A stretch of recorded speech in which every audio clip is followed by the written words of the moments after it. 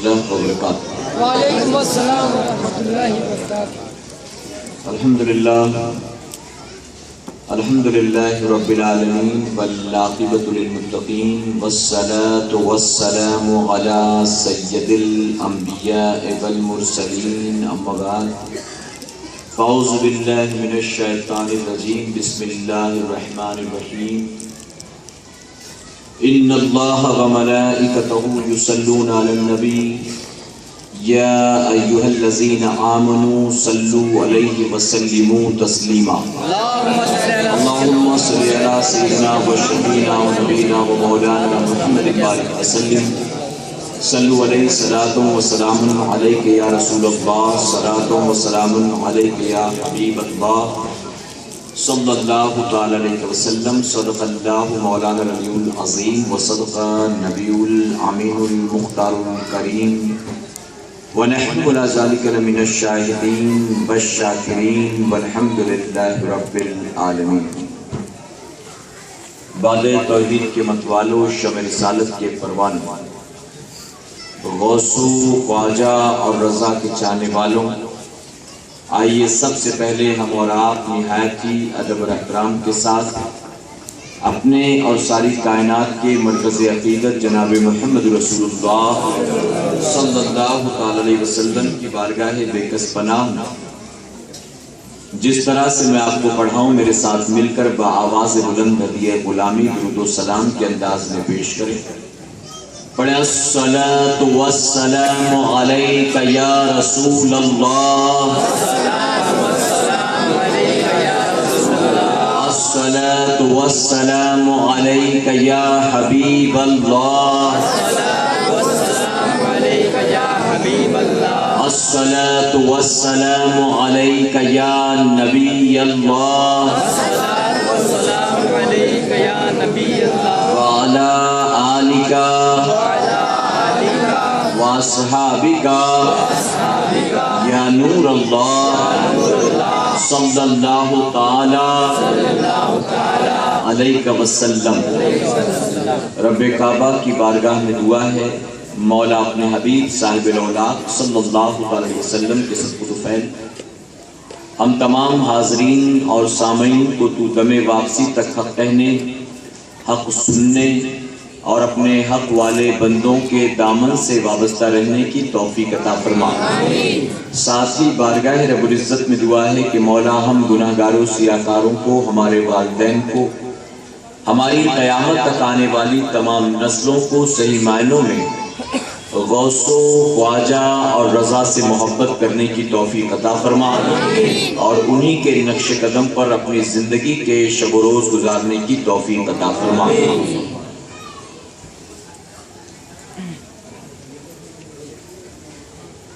میرے پیارے آقا علیہ الصلوۃ والتسلیم کے پہلوانوں، فرمایا گیا علامہ فخر الدین رازی رحمۃ اللہ تعالی کا یہ معمول تھا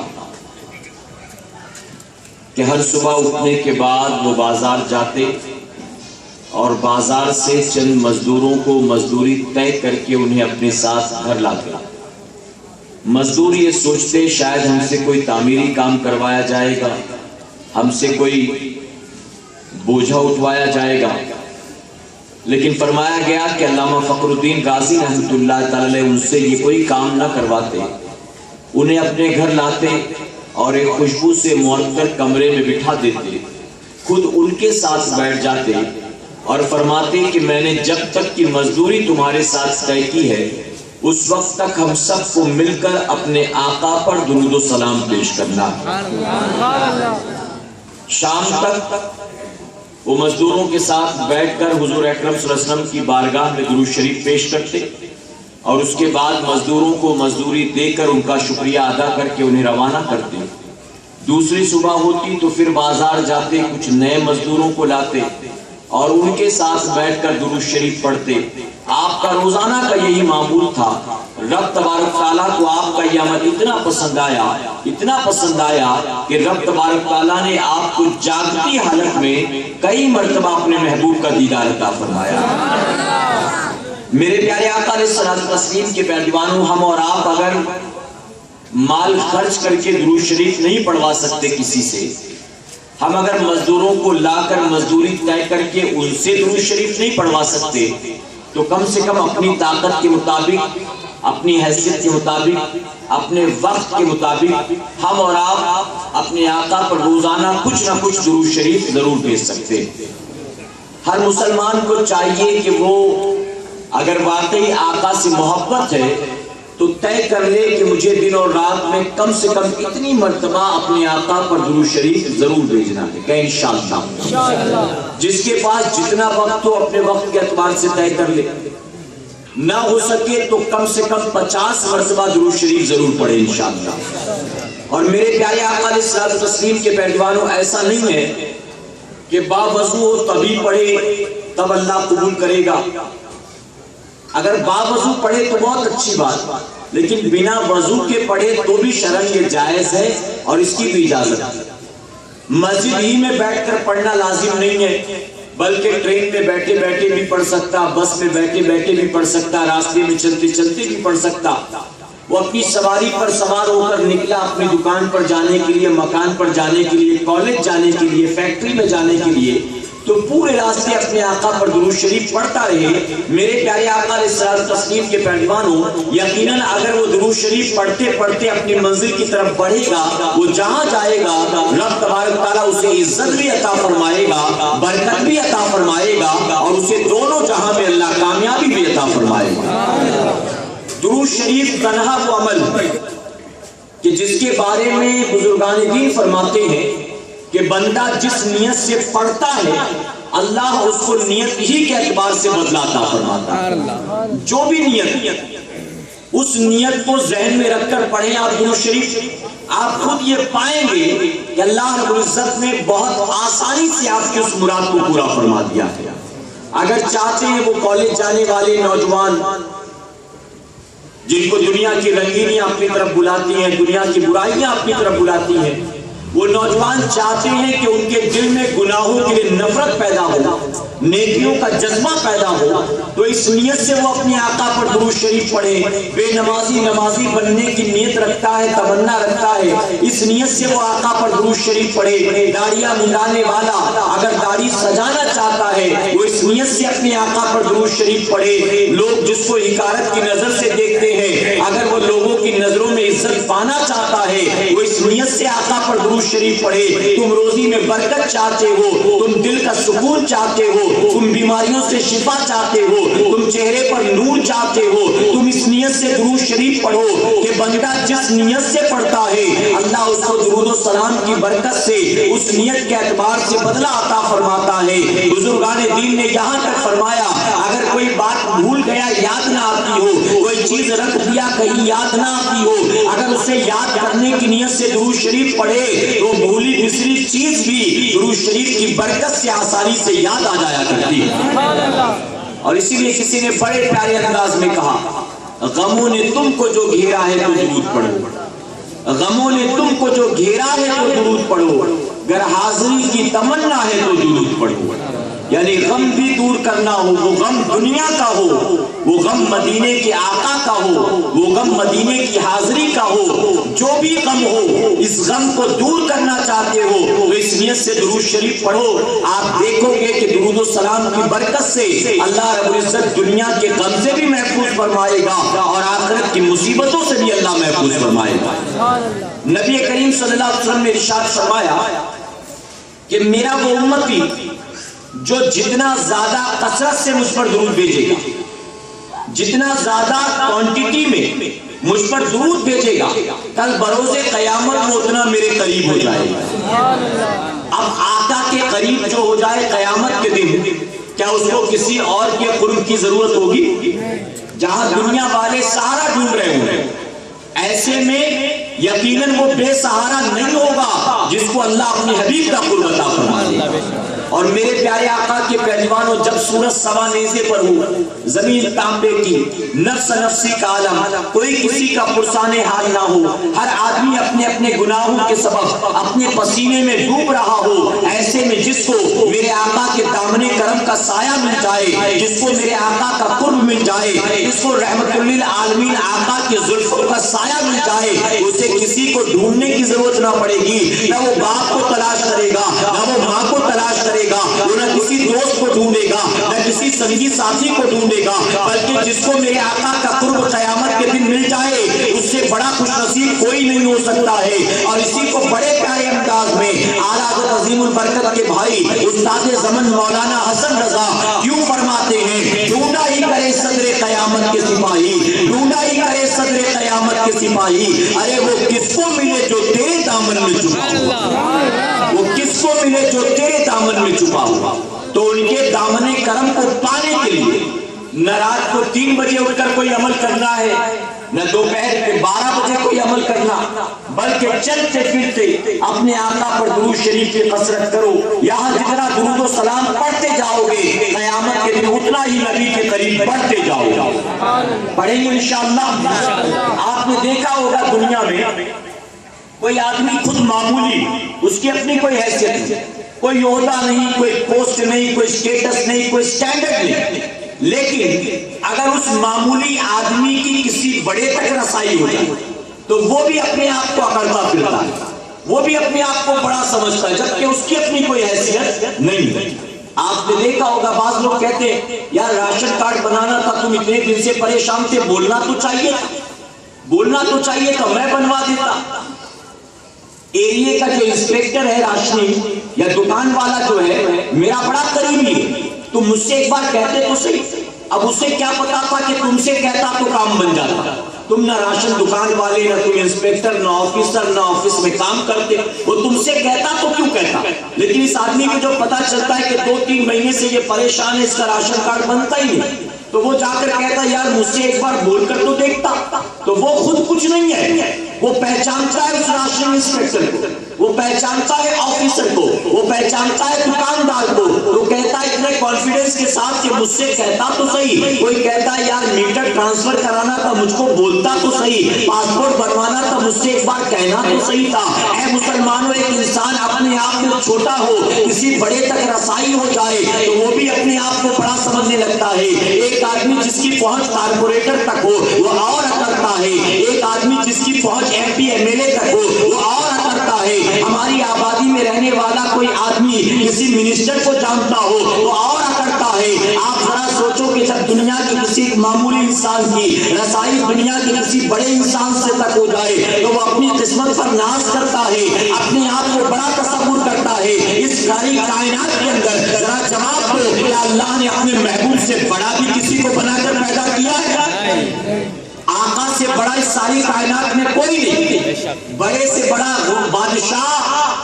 बादशाहत उसको मिली है तो वो भी अल्लाह ने हबीब जी के सदक़े में अता फरमाया। और बादशाहों की बादशाहत, शहनशाहों की शहनशाही, राजाओं महाराजों का ओहदा, कुर्सी तक तो ताज नहीं, बल्कि 1,24,000 40,000 कमोबेश अंबिया जो हुए जमीन पर जलवा कर हुए, उन सारे नबियों को नबूवत भी अल्लाह ने अपने हबीब के सदक़े में अता फरमाया। तो उनसे बड़ा कोई नहीं। इसलिए अल्हम्दुलिल्लाह हम खुश अकीदा सुन्नियों का अकीदा है, हमारा अकीदा, हमारा मानना सबसे औला वो आला हमारा नबी, सबसे बाला वो बाला हमारा नबी। अरे सारे अच्छों में अच्छा समझिए जिसे है, उस अच्छे से अच्छा हमारा नबी। और सब चमक वाले उजलों में चमका किए, चमक वाले थे उजलों में चमके, तो क्या कमाल किया, सब चमक वाले उजलों में चमका किए, अंधे शीशों में चमका हमारा नबी। तो वो हमारा और क़यामत के दिन उस आका तक जिसकी रसाई हो जाए, आप सोचे वो कितना खुशनसीब होगा। और उस आका तक पहुंच पाने के लिए, उस आका का कुर्ब पाने के लिए हमें क्या करना है? दुरूद शरीफ से कसरत करेंगे इंशाअल्लाह। मेरे प्यारे आका अलैहि तस्लीम के पैगंबरों, कोई कहे शिर्क है उसको कहने दो, कोई कहे जो तुम फजर के बाद पढ़ते हो कहां से साबित है, ये जो तुम अजान के बाद पढ़ते हो कहां से साबित है, ये जो तुम महफिलों के इख्तिताम में पढ़ते हो कहां से साबित है, ये जो तुम निकाह के बाद भी अब पढ़ना शुरू कर दिए सलातो सलाम, ये कहां से साबित है? तो हम इनसे कहते हैं कि तुम्हारे नजदीक अगर दुरूद सलाम का पढ़ना शिर्क है, कुफ्र है, बिदअत है, तो तुम्हें किसने इनवाइट किया? तुम ना पढ़ो। तुम्हारे नजदीक अगर ये गलत है तो तुम ना पढ़ा करो, लेकिन हम दीवानों को हमारे हाल पर छोड़ दो, हम पढ़ते हैं, हमें पढ़ने दो। हमने तुम्हें कभी दावत तो नहीं दिया कि तुम भी आओ हमारे साथ शामिल हो जाओ, अपने अपने मुकद्दर की बात है। अल्हम्दुलिल्लाह हम नबी से मोहब्बत करते हैं, हमारा नबी से सलाम जारी है, और जो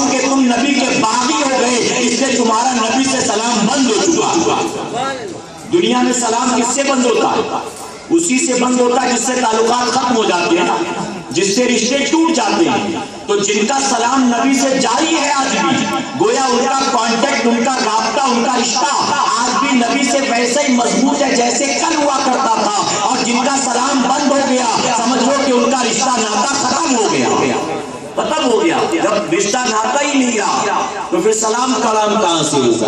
تو ان کا رشتہ ٹوٹ گیا، یہ سلام نہیں کرتے نبی سے۔ ہمارا الحمدللہ آج بھی ویسا ہی ہے جیسے صدیق اکبر کا تھا، جیسے سیدنا سرکار غوث اعظم کا تھا، جیسے غریب نواز کا تھا، جیسے بریلی کے تاجدار کا تھا۔ اور میرے پیارے آقا کے پیروانوں، آپ جانتے ہو سلام کرنا سنت ہے اور جواب دینا واجب ہے۔ ہم اپنے آقا پر جب سلام بھیجتے ہیں، حدیث مبارکہ میں کئی مقامات پر آتا ہے، آقا فرماتے میں سلام کو سنتا بھی ہوں اور اپنے امتی کو جواب بھی دیتا ہوں، جواب بھی دیتا ہوں۔ ذرا سوچو، دل پر ہاتھ رکھ کر یہ فتوے دیتا رہا، کہاں سے ثابت، کہاں سے ثابت، کہاں سے ثابت، لیکن سنی باز نہیں آئی، پوری زندگی پڑھتا رہا۔ فجر کی نماز کے بعد یا نبی سلام علیکہ، جمعہ کی نماز کے بعد مصطفیٰ جان رحمت پہ لاکھوں سلام، عید میلاد النبی کی محفلوں کے اختتام میں، ذکر حسین کی محفلوں کے اختتام میں، نکاح کے اختتام میں، اب یہ سنی زندگی پر صلاۃ و سلام پڑھتا رہا۔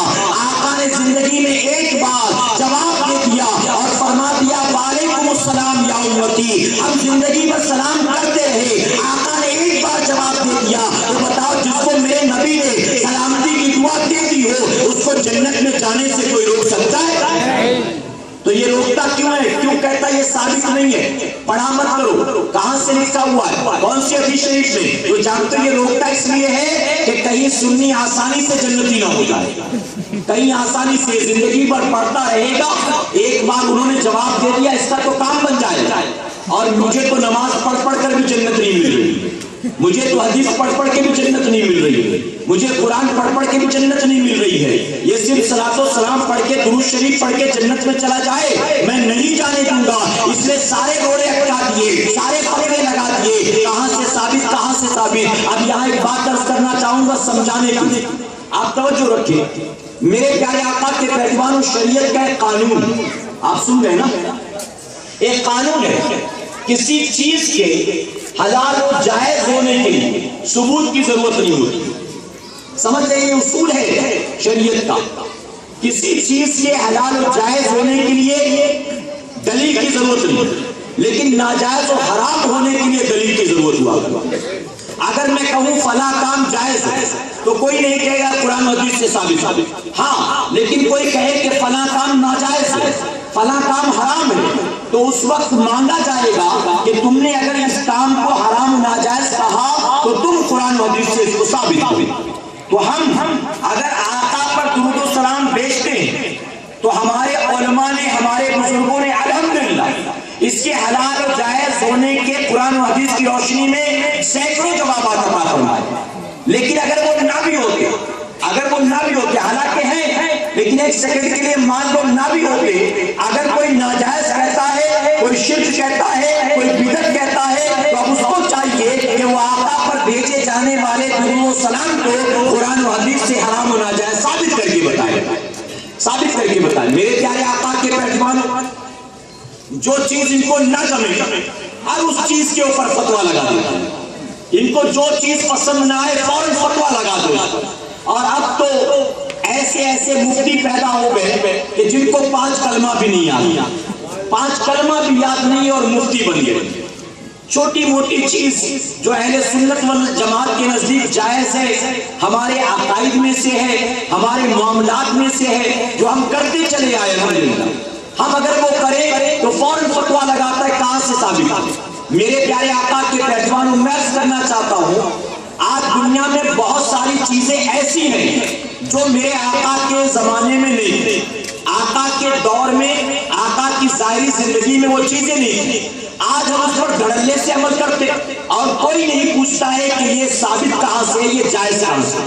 مثال کے طور پر حضور اکرم صلی اللہ علیہ وسلم نے صحابہ کی محفل کی، اجتماعات ہوئے، دین کی تبلیغ فرمائی، یہاں تک کہ آقا پہاڑ کی چوٹی پر کھڑے ہوئے مکہ والوں کو جمع کیا اور جمع کر کے آقا نے اعلان نبوت فرمایا اور کہا ہے مکہ والوں، کل تک تم مجھے محمد ابن عبداللہ کہتے تھے، بعد تم مجھے محمد رسول اللہ کہو۔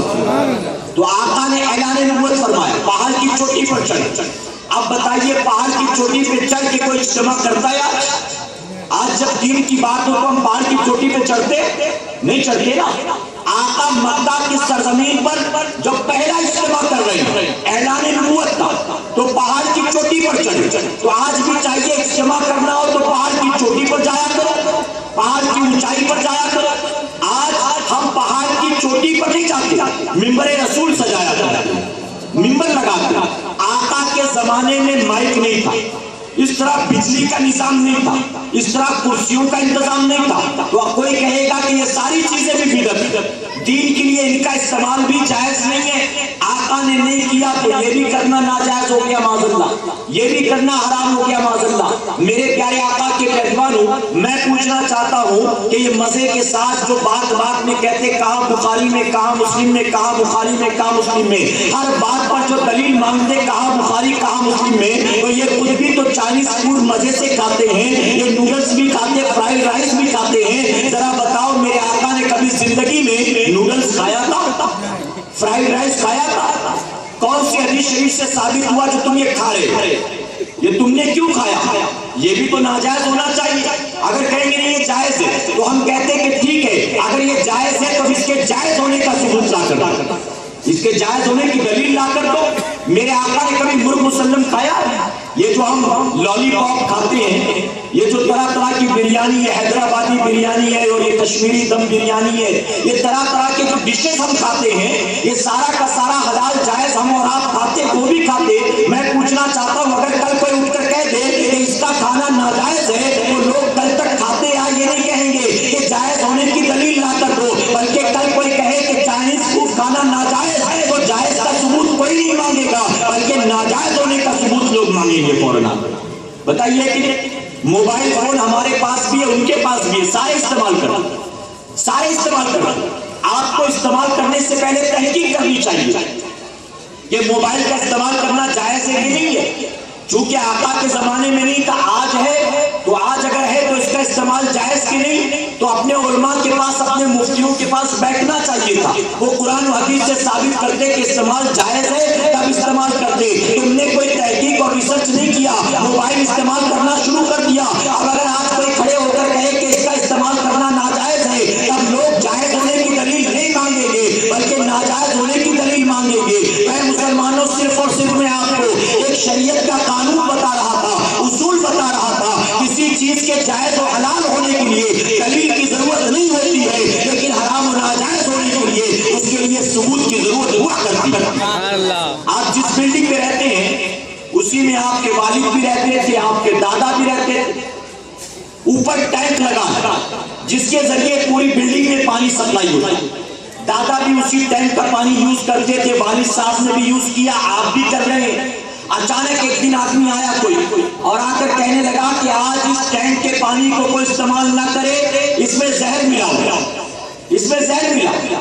تو لوگ کل تک استعمال دھڑلے سے کر رہے ہیں، لیکن اب اگر کسی نے آ کر دعویٰ کر دیا کہ یہ نقصان دہ ہے، زہر ملا ہے، مر جاؤ گے اس کا استعمال کرنے سے، تو آنکھ بند کر کے اس کی بات کو لوگ نہیں مانیں گے، بلکہ لوگ کہیں گے زہر ملا ہے تو کہتا ہے تو بتا اس کا دعویٰ کیا ہے میرے پاس، دلیل کیا ہے؟ یہ جو اتنا بڑا دعویٰ تو کر رہا ہے، دلیل کیا؟ تو نے ملایا ہے، تیرے دوست نے ملایا ہے، تو نے ملاتا ہوا دیکھا ہے، آخر تو اتنی بڑی بات کیسے کر رہا؟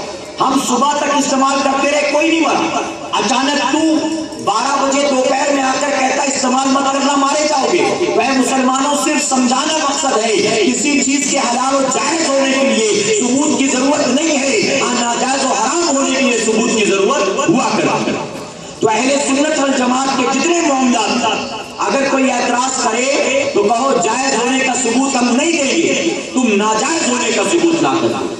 ارے حدیث مبارکہ میں آتا ہے، یہ لوگ پوچھتے ہیں اذان سے پہلے کہاں سے ثابت؟ بلال نے تو اذان سے پہلے نہیں پڑھا تھا، یہ تم نے کہاں سے سیکھ لیا؟ جمعہ کی نماز کے بعد صحابہ تو کھڑے ہو کر نہیں پڑھتے تھے، یہ تم نے کہاں سے سیکھ لیا؟ لوگ اعتراض کرتے۔ میرے پیارے آقا کے پہلوانوں، آپ نے وہ حدیث مبارکہ علماء سے سنی ہوگی، ایک صحابی رسول آقا کی بارگاہ میں آئے، عرض کرتے یا رسول اللہ صلی اللہ علیہ وسلم، اے آقا میرے پاس جتنا وقت بچتا فرائض و واجبات کے بعد سنت و نوافل کی پابندی کے بعد، دیگر اوقات وظائف کے بعد جتنا بھی وقت بچتا میں آقا اس میں سے 1/4 حصہ 1/4 حصہ آپ پر درود شریف بھیجوں گا۔ آقا یہ درست ہے، صحیح ہے؟ تو آقا نے فرمایا اچھا ہے، لیکن بڑھا دو تو اور تمہارے لیے اچھا ہو، اس میں اضافہ کر دو تو اور اچھا۔ حدیث شریف ہے۔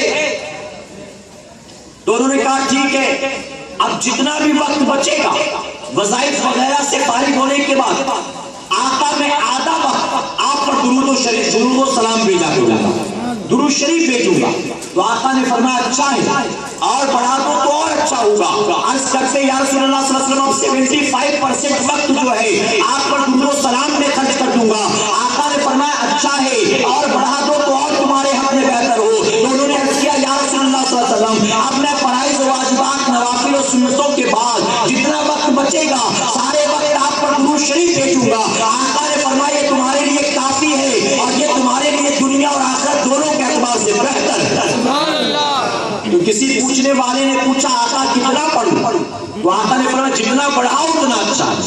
تو آقا تو بڑھانے کی بات کر رہے، اور یہ کہہ رہا ہے اذان سے پہلے کہاں سے ثابت؟ میں کہتا ہوں اذان سے پہلے صدیق اکبر نے نہیں پڑھا، حضرت بلال نے نہیں پڑھا، عمر فاروق اعظم کے زمانے میں نہیں پڑھا گیا، چلو ٹھیک ہے، لیکن بلال نے نہیں پڑھا، تو کیا قیامت تک اس کا پڑھنا حرام و ناجائز ہو جائے گا؟ اگر حضرت بلال نے اذان سے پہلے نہیں پڑھا تو اب تم ثابت کر کے بتاؤ کہ آج پڑھنا اس کا ناجائز ہے، آج اس کا پڑھنا حرام ہے، ثابت کر کے بتاؤ۔ ارے میرے پیارے آقا کے پیروانوں، آقا نے فرمایا جتنا بڑھاؤ تمہارے لیے اچھا، اور جتنا بڑھاؤ گے اس کا فائدہ کیا ہے؟ آقا نے فرمایا جو جتنا زیادہ پڑھے گا قیامت کے دن اتنا میرے قریب ہو جائے گا۔ سبحان اللہ۔ تو قیامت کے دن قرب چاہتے ہو، یہ نہیں چاہتا کہ تمہیں مل جائے، اسی لیے کہتا ہے ضرورت نہیں ہے پڑھنے کی، کہیں سے ثابت نہیں، یہ تو بدعت ہے، یہ تو احمد رضا نے بنا دیا ہے معاذ اللہ۔ میرے پیارے آقا کے پیروان، ایک حدیث مبارکہ میں نبی کریم صلی اللہ علیہ وسلم ارشاد فرماتے ہیں کہ جو دن اور رات میں مجھ پر 50 مرتبہ درود شریف بھیجے گا، کتنی مرتبہ؟ اور محبت سے کہے 50 مرتبہ جو درود شریف بھیجے گا، آقا فرماتے کل قیامت کے دن میں اس سے مصافحہ کروں گا۔ اب بتائیے اس سے بڑا خوش نصیب کوئی ہو سکتا ہے جس کو میرے آقا سے مصافحہ کرنے کا موقع مل جائے؟ آپ کے یہاں کوئی عالم آئے، ہماری جماعت کے کوئی بڑے عالم آ جائیں تو لوگ دوڑتے کہ ان سے مصافحے کا موقع مل جائے، اور کرنا بھی چاہیے۔ میرے آقا نے ارشاد فرمایا جس نے میری امت کے کسی عالم سے مصافحہ کیا گویا اس نے مجھ سے مصافحہ کیا۔ تو کرنا چاہیے، برکت کی چیز ہے۔ کوئی پیر و مرشد آ جائیں تو آپ دوڑتے کہ ان سے مصافحے کا موقع مل جائے۔ آپ سوچو وہ کتنا خوش نصیب ہوگا جس کو قیامت کے دن نبی سے مصافحے کا موقع ملے گا۔ اور آقا فرماتے میں اس سے مصافحہ کروں گا، یعنی اس کو مجھے ڈھونڈنے کی ضرورت نہیں ہے، میں اس سے مصافحہ کروں گا۔ اور آگے آقا فرماتے میں جس سے مصافحہ کروں گا اس کو اپنے ہاتھوں سے حوض کوثر کا جام بھی پلاؤں گا۔ مصافحہ کر کے روانہ نہیں کر دوں گا کہ تم چلے اپنے رستے میں چلا اپنے رستے، نہیں، فرماتے جس سے مصافحہ کروں گا اس کو اپنے ہاتھوں سے حوض کوثر کا جام بھی پلاؤں گا۔ اور آگے آقا فرماتے ہیں جس کو حوض کوثر کا جام پلاؤں گا میں اس کی شفاعت کرا کے اسے اپنے ساتھ جنت میں لے کر جاؤں گا، جنت میں لے کر جاؤں گا۔ اب 50 بار درود شریف پڑھنے کے عوض میں اتنے انعامات کرو گے انشاءاللہ۔ اب آپ تمام سے میری گزارش کہ آپ اس کی پابندی کریں۔ میرے پیارے آقا کے پیروانوں، جب نیا سال آتا ہے تو دنیا والے اپنے اپنے اعتبار سے نیو ایئر ریزولوشن بناتے ہیں، نیو ایئر ریزولوشن، حالانکہ ہمارا نیا سال آلریڈی شروع ہو چکا ہے، جانتے ہو کہ نہیں جانتے ہو؟ عیسائیوں کا نیا سال ابھی شروع ہونے والا ہے، پوری دنیا میں تیاری چل رہی ہے اس کے جشن کو منانے، نئے سال کی آمد کی خوشیاں منانے کے لیے پوری دنیا میں تیاریاں چل رہی ہیں، لیکن ہمیں اس میں شامل نہیں ہونا، کہیں انشاءاللہ۔ اس کی وجہ کہ جب ہمارا نیا سال شروع ہوا تھا کسی عیسائی نے ہم کو وش کیا تھا، کوئی عیسائی اپنے گھر کو سجا رہا تھا، کسی عیسائی نے نذر و نیاز فاتحہ کیا تھا، کسی عیسائی نے ہم کو مبارکباد دیا تھا، کسی نے نہیں۔ تو ہمارے نئے سال کا آغاز ہوا، ہم سے کسی عیسائی یہودی نے ہیپی نیو ایئر نہیں کہا، تو اب ان کے نئے سال کا آغاز ہونے والا ہے، ہمارا ہم نے اکیلے منایا تھا، وہ اپنا اکیلے منائیں گے، ہمیں انہیں وش کرنے کی کوئی ضرورت نہیں ہے، کہ انشاءاللہ۔ میرے پیارے آقا کے پیروانوں، آپ جانتے ہو دنیا میں جتنے مذاہب کے لوگ ہیں، ہر مذہب کے ماننے والوں کا نیا سال الگ الگ مہینوں سے شروع ہوتا ہے. سارے مذہب کے ماننے والے اپنا نیا سال منائے نہ منائے، لیکن جب عیسائیوں کا نیا سال آتا ہے تو پوری دنیا میں جشن کا ماحول برپا کر دیا جاتا ہے، پوری دنیا میں. اور کیسے مناتے اس کو آپ نے دیکھا ہوگا، سادگی کے ساتھ ساتھ، شرافت کے ساتھ نہیں، عزت کے ساتھ نہیں، بلکہ کوئی ایسی برائی نہیں ہے جو نئے سال کے استقبال کی خوشی میں 31 دسمبر کی رات نہ کی جاتی. 31 دسمبر کی رات پوری دنیا میں گناہوں کا ماحول برپا کر دیا جاتا ہے. شراب کے اڈے سجائے جاتے ہیں، زنا کے اڈوں کو آباد کیا جاتا ہے، کروڑوں اربوں روپے کی شراب پی جاتی ہے، جوا کھیلا جاتا ہے، اربوں روپے کے پٹاخے پھوڑے جاتے ہیں. اے مسلمانوں، کہوں تو غلط نہیں ہوگا، یہ وہ رات ہے کہ جس رات پہلی مرتبہ کئی لڑکیاں ہیں جنہیں اپنی عزت کا سودا کرنا پڑتا ہے، جن کی عزت لوٹی جاتی ہے. کئی نوجوان ایسے ہیں جو 31 دسمبر کو پہلی بار ڈرگس کے قریب جاتے ہیں، شراب کا پیالہ اپنے ہونٹوں سے لگاتے ہیں. کوئی ایسی برائی نہیں ہے جو اس رات نہ کی جاتی ہو. اگر کہوں تو غلط نہیں ہوگا، سال میں جتنی راتیں ہوتی ہیں 31 دسمبر کی رات ان تمام راتوں میں سب سے بدترین رات ہوا کرتی ہے. اس رات پوری دنیا اللہ کی نافرمانی میں جڑ جاتی ہے. پوری دنیا کے اندر میرے آقا کی دل آزاری والا کام کیا جاتا ہے. میں کہتا ہوں کوئی عیسائی کرتا ہو کرے، ایک عیسائی، ایک یہودی، ایک بت پرست شراب نہ پیے تو بھی جہنم میں جائے گا نا. زنا نہ کرے تو بھی اس کا ٹھکانہ جہنم ہی. ایسا نہیں کہ شراب نہ پیا، جوا نہ کھیلا، زنا نہ کیا، سود نہ کھایا، جھوٹ نہ بولا تو جنت میں چلا جائے. نہیں، وہ یہ سارے کام کرے نہ کرے، اس کا سب سے بڑا گناہ کفر ہے، اور کفر کے نتیجے میں بعد مرنے کے بے حساب کتاب وہ جہنم میں جائے. لیکن اگر 31 دسمبر کی رات کوئی مسلمان شراب پیے تو آپ سوچو میرے نبی کو کتنی تکلیف ہوتی ہوگی.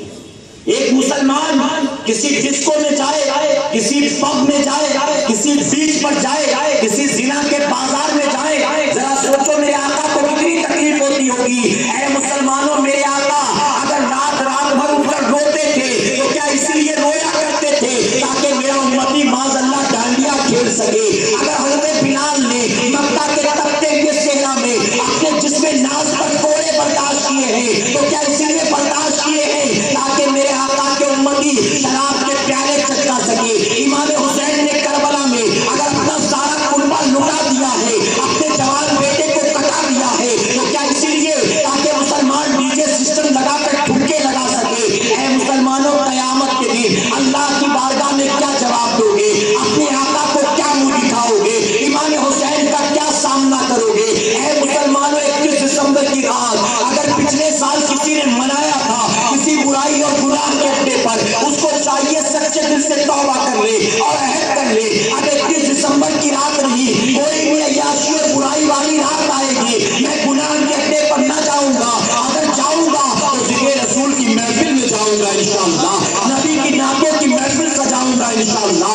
میرے پیارے آقا کے پہلوانوں، 31 دسمبر کی رات دنیا گناہ کرتی ہو کرنے دو، لیکن ہمیں ہرگز اس گناہ کے قریب نہیں جانا. کہیں انشاءاللہ.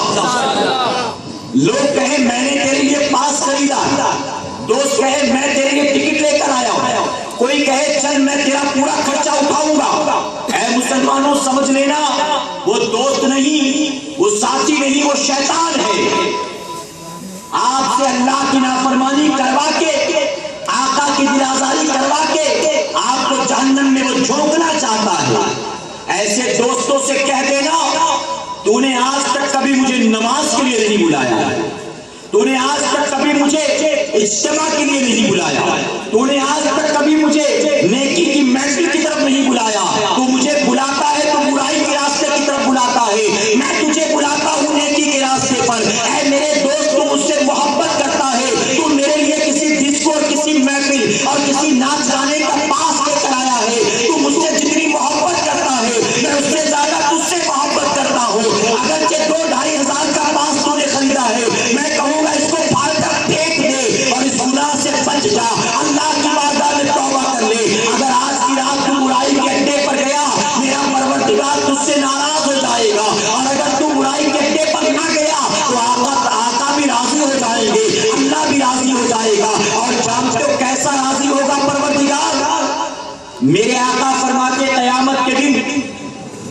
جب کوئی سایہ نہ ہوگا اللہ کی رحمت کے سائے کے سوا، اس وقت میرے 7 امتی ایسے ہوں گے جن کو اللہ اپنی رحمت کا سایہ عطا فرمائے گا۔ سبحان اللہ۔ ان 7 لوگوں میں آقا نے فرمایا کہ وہ نوجوان بھی ہوگا جس کو کسی خوبصورت عورت نے برائی کی دعوت دی ہوگی، اور وہ نوجوان بس یہ سوچ کر جھک گیا ہوگا، گیا تو نفس کو مزہ آئے گا، اور نہ گیا تو میرا مولا راضی ہو جائے گا۔ آقا فرماتے اس سے اس گناہ کی طرف قدم نہ بڑھایا، بچا لیا اپنے آپ کو، تو کل قیامت کے دن میرا پروردگار اسے اپنی رحمت کا سایہ عطا فرمائے گا۔ سبحان اللہ۔ دنیا تمہیں برائیوں کی دعوت دے رہی ہے، دنیا تمہیں گناہوں کی دعوت دے رہی ہے، دنیا کی موہ مایا اور رنگینیاں تمہیں بلا رہی ہو، لیکن اے مسلمانوں ہرگز نہ جانا، بلکہ توبہ کر کے اپنے آپ کو روکے رکھنا۔ اے سرکار مدینہ کے پیروانوں، 31 دسمبر کی رات منانا چاہتے ہو، میں عرض کرنا چاہتا ہوں آپ کسی برائی اور گناہ کے اڈے پر مت جانا۔ سنی دعوت اسلامی کے زیر اہتمام پورے بامبے کی سرزمین پر مختلف مقامات پر اجتماعات ہوں گے، اور یہ اجتماع رات کو 12 ساڑھے 12 بجے تک جاری و ساری رہے گا۔ میں عرض کرنا چاہتا ہوں آپ جہاں تک پہنچ سکے وہاں پہنچے، ان اجتماعات میں شامل ہوں۔ بامبے کی سرزمین پر انشاءاللہ ایک روزہ اجتماع 21 دسمبر کو ہونے جا رہا ہے، جہاں مقدر اسلام علامہ قمر الزمان خان اعظمی صاحب خطاب فرمائیں گے، بلبلے باغ مدینہ نعتیں سنائیں گے، امیر سنی دعوت اسلامی کا بیان ہوگا، مفتی زبیر احمد صاحب قبلہ مصباحی برکاتی کا بیان ہوگا، فقیر کا اس رات پورے بامبے میں تقریباً 5 جگہ پر خطاب ہے۔ میں عرض کرنا چاہتا ہوں آپ مبلغین سے رابطہ قائم کرنا، آپ ساتھیوں سے پتہ حاصل کرنا، اور دنیا والوں کو بتا دینا وہ عیسائی یہودی اور نافرمان ہوتا ہے، اللہ کا باغی ہوتا ہے، جو اس رات گناہوں کے اڈے ڈھونڈتا ہے۔ ہم تو نبی کا کلمہ پڑھنے والے ایسے لوگ ہیں کہ جب دنیا برائی کی طرف جاتی ہو ہم اس وقت بھی جاتے ہیں تو ذکر رسول کی محفل میں جایا کرتے ہیں۔ سبحان اللہ۔ بتاؤ آؤ گے انشاءاللہ؟ میرے پیارے آقا کے پیروانوں، تو میں عرض کر رہا تھا درود شریف کی پابندی کریں، اس کا فائدہ قیامت کے دن اللہ تمہیں اپنے حبیب کا قرب عطا فرمائے۔ سبحان اللہ۔ جو 50 مرتبہ دن اور رات میں پڑھے گا اس کے انعامات آپ نے سنے۔ آقا خود فرماتے میں اس سے مصافحہ کروں گا، حوض کوثر کا جام پلاؤں گا، اس کی شفاعت کرا کے اسے جنت میں لے جاؤں گا۔ یہ 3 انعام ایسے جس کا میرے نبی نے اعلان کر دیا، لیکن اس کے پیچھے ایک بہت بڑا انعام چھپا ہوا، ایک بہت بڑا انعام پوشیدہ جس کا آقا نے اعلان نہیں کیا، ہمارے اور آپ کے سمجھنے کی چیز ہے۔ جانتے وہ انعام کیا ہے؟ وہ انعام کیا؟ ذرا دل پر ہاتھ رکھ کے خود بتاؤ، قیامت کے دن کیا میرے آقا کسی غدار سے مصافحہ کریں گے؟ اپنے دشمن کو حوض کوثر کا جام پلائیں گے؟ کسی بے ایمان کو جنت میں لے جائیں گے؟ ہرگز نہیں۔ تو ماننا پڑے گا کہ جو دن اور رات میں 50 بار آقا پر درود شریف بھیجے گا اللہ اس کو ایمان پر موت عطا فرمائے گا۔ وہ عاشق رسول ہوگا، زندہ ہوگا تب بھی، اور مرے گا تو بھی عاشق رسول بن کر مرے گا وہ انشاءاللہ۔ اور جب عاشق رسول ہو کر دنیا سے جائے گا تبھی تو آقا اس سے مصافحہ فرمائے گا، تبھی تو آقا حوض کوثر کا جام دیں گے۔ وہ مسلمانوں یہ 4تھا انعام، اور کہوں تو غلط نہیں ہوگا، یہ 4تھا اور آخری انعام جو ہے جو چھپا ہوا ہے مومن کے لیے سب سے بڑا یہی انعام۔ بتائیے ہے کہ نہیں؟ ایک مسلمان کے لیے سب سے بڑا انعام یہی ہے کہ اللہ اس کو ایمان پر موت عطا فرمائے۔ ایمان پر موت بہت بڑی دولت۔ اکثر بزرگان دین کی زندگی دیکھو، آج ہمارے پاس تو وقت ہی نہیں ہے اس کے بارے میں سوچنے کا، ہم تو کبھی سوچتے نہیں، شاید ہی کوئی دعا کرتا ہوگا اے اللہ ایمان پر قائم رکھ، ایمان پر موت نصیب فرما، ہم میں شاید کوئی ایسا ہو۔ ولیوں کی زندگی دیکھو، چاہے وہ سیدنا عمر فاروق اعظم ہو، چاہے وہ سیدنا سرکار غوث اعظم ہو، ان کو دیکھو ہر وقت ان کو یہ فکر ستاتی تھی۔ جانتے ہو سیدنا سرکار غوث اعظم رضی اللہ عنہ عید کے دن اپنے گھر میں تنہا بیٹھے، مریدین آئے مبارکباد دینے۔ کون غوث اعظم؟ جن کے ہاتھوں پر لاکھوں یہودیوں عیسائیوں نے کلمہ پڑھ کر اسلام قبول فرمایا۔ غوث اعظم تنہا بیٹھے عید کے دن اپنے گھر پر، لوگوں نے کہا غریب سے غریب مسلمان خوش ہے، آپ خوش نظر نہیں آتے؟ عید کے دن بھی چہرہ افسردہ، غمزدہ، بات کیا؟ تو جانتے ہو سیدنا سرکار غوث اعظم نے کیا جواب دیا؟ جواب دیتے ہیں عبد القادر کی عید تو اس دن ہوگی جس دن اللہ اس کو ایمان پر موت نصیب فرمائے۔ اللہ اکبر۔ غوث اعظم فکر کرتے ایمان پر موت آ جائے، اور یا ہمیں اور آپ کو تو ٹائم ہی نہیں ملتا اس کے بارے میں سوچنے کا کہ ایمان پر موت آئے گی کہ نہیں آئے گی۔ میرے پیارے آقا کے ترجمان ہو، میں یہ عرض کرنا چاہوں گا جب بھی دعا کیا کرو اپنی ہر دعا میں اس دعا کو بالکل شامل کر لو، کہو انشاءاللہ، اور ایک دوسرے سے جب درخواست کرتے ہو نا دعا میں یاد رکھنا، دعا میں یاد رکھنا، تو اس درخواست کے وقت بھی یہی خاص کر کے دعا کروایا کرو، میرے لیے دعا کریے اللہ مجھ کو ایمان پر موت نصیب فرمائے، یہ دعا کروایا کرو، کہو انشاءاللہ۔ اور جانتے ہو میں نے دیکھا کئی بزرگوں کا حال، جب ان سے کوئی کہتا حضرت میرے لیے دعا کریے گا، میرے لیے دعا فرمائیے، تو اللہ کے ولی یہی دعا کہتے تھے اللہ آپ کو ایمان پر موت نصیب فرمائے۔ یہ سب سے بڑی دولت ہے، ورنہ جانتے ہو تاریخ اسلام میں، تاریخ انسانی میں بہت لوگ ایسے گزرے کہ دنیا انہیں مسلمان سمجھتی تھی لیکن حالت سکرات میں ایمان نکل گیا، انہیں خبر بھی نہیں۔ اور جانتے ایمان کیسے کیسے کب کب چلا جاتا ہے پتہ بھی نہیں چلتا۔ یہاں تک فرمایا گیا، غور سے سنیں، دل کے نیا خانے میں جگہ دے، یہاں تک فرمایا گیا جو اذان کا احترام نہیں کرتا، ہم میں اکثر جو نہیں کرتے، غلط تو نہیں کہہ رہا میرے بھائی، اکثر جو نہیں کرتے، اذان ہو رہی ہے لگے اپنے کام دھندے، اذان ہو رہی ہے لگے کھانے پینے، اذان ہو رہی مشین پہلے کی طرح ابھی بھی چل رہی، بات چیت ابھی بھی جاری ہے، کرکٹ کا میچ ابھی بھی دیکھ رہے، ٹی وی سیریل ابھی بھی چل رہا ہے، اذان ہو رہی ہے، کون احترام کرتا بتاؤ؟ اللہ ماشاءاللہ، کون کرتا؟ فرمایا گیا دنیاوی کاروبار تو دور کی بات چیت تو دور کی بات، کھانا پینا ملنا جلنا تو دور کی بات، اگر کوئی قرآن شریف کی تلاوت کر رہا ہو اذان شروع ہو جائے تو اس کو چاہیے تلاوت قرآن مقدس کو روک دے، قرآن بند کرے، اذان سنے، احترام کرے، جواب دے۔ اور جانتے ہو جو اذان کا احترام کرتا ہے جواب دیتا ہے اللہ اس کو کیا انعام عطا فرماتا ہے؟ بادشاہ ہارون رشید کی بیوی تاریخ میں مشہور جس کا نام زبیدہ کا انتقال ہوا، دیکھنے والے کسی ولی نے خواب میں دیکھا زبیدہ جنت کے محلوں میں ٹہل رہی ہے، کہیں سبحان اللہ، دعا کرے اللہ جنت کے محل ہمارے ماں باپ کو بھی عطا فرمائے، جنت کے محلوں میں ٹہل رہی مزے سے زبیدہ۔ اللہ کے ولی نے فرمایا اے زبیدہ کون سی نیکی ہے جو تجھے جنت تک لے گئی، کون سا عمل ہے جس نے تجھ کو جنت پہ پہنچا دیا؟ تو زبیدہ جواب دینے لگی، حالانکہ بڑی نیک تھی، بڑی پارسا، بڑی اچھی۔ زبیدہ کہنے لگی ایک مرتبہ مجھے بہت بھوک لگی، میں نے خادماؤں کو حکم دیا کھانا لگاؤ دسترخوان سجاؤ۔ اب آپ سوچیں کہ راجا کی بیوی ہے، رانی ہے، دسترخوان لگایا گیا، طرح طرح کے پکوان سجا دیے گئے۔ زبیدہ نے کہا میں نے پہلا لقمہ اٹھایا، ابھی اللہ کا نام لے کر منہ میں داخل کرنا چاہتی تھی، اچانک اذان شروع ہو گئی۔ جب اذان شروع ہو گئی ہاتھ کو روک لیا، لقمے کو دوبارہ پیٹ میں رکھ دیا، انتظار کیا، اذان کا جواب دیا، اذان کا احترام کیا، اذان کے بعد کی دعا کی، اور اس کے بعد پھر سے کھانا شروع کیا۔ جب میرا انتقال ہوا تو رب تبارک تعالیٰ نے فرمایا اے زبیدہ تو نے حالت بھوک میں بھی جو اذان کا احترام کیا تھا، بس اسی احترام کی وجہ سے آج میں تجھے بے حساب کتاب جنت میں داخل کرتا ہوں۔ وہ اذان کا احترام کرنا اس کی نجات کا ذریعہ بن گیا۔ آج ہماری ماں بہنوں کی کیا پوزیشن ہے؟